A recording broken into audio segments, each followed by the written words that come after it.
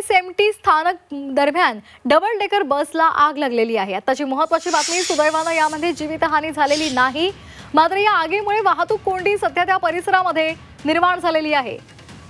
मुंबईतील सीएसएमटी स्थानक परिसरामध्ये डबल डेकर बसला आग लागलेली आहे। सुदैवाने यामध्ये जीवितहानी झालेली नाही, मात्र ही आग नेमकी कशामुळे लागली आहे याचा तपशील आता थोड्याच वेळात आपल्यापर्यंत पोहोचेल। मात्र या आगीमुळे सध्या वाहतूक कोंडी त्या परिसरामध्ये निर्माण झालेली आहे।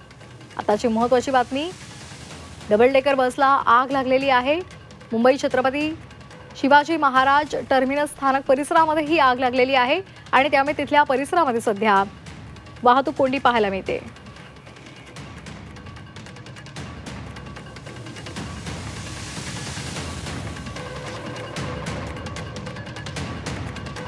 तर सध्याची वेळ ही खरं तर नोकरदार वर्गाची धावपळीची वेळ आहे। मात्र मुंबईमधल्या सीएसएमटी स्थानक परिसरामध्ये सध्या मोठी वाहतूक कोंडी आपल्याला पाहायला मिळते। तिथे एका डबल डेकर बसला आग लागलेली आहे। सीएसएमटी स्थानकाजवळच बस डेपो आहे आणि तिथे डबल डेकर बसला आग लागलेली आहे आणि त्यामुळे मोठ्या प्रमाणात तिथे सध्या वाहतूक कोंडी निर्माण झालेली आहे। नोकरदार वर्गाची सध्या धावपळ झाल्याचं पाहायला मिळतं। मोठ्या प्रमाणात तिथे गाड्यांचं स्टँड सुद्धा आहे, तिथूनच अनेक लोक टॅक्सी करतात, तसंच अनेकदा बसमधून नोकरदार वर्ग आपल्या कार्यालयामध्ये जात असतं। मात्र आता तिथे मोठी वाहतूक कोंडी झाल्याचं सध्या आपल्यापर्यंत पोहोचलंय।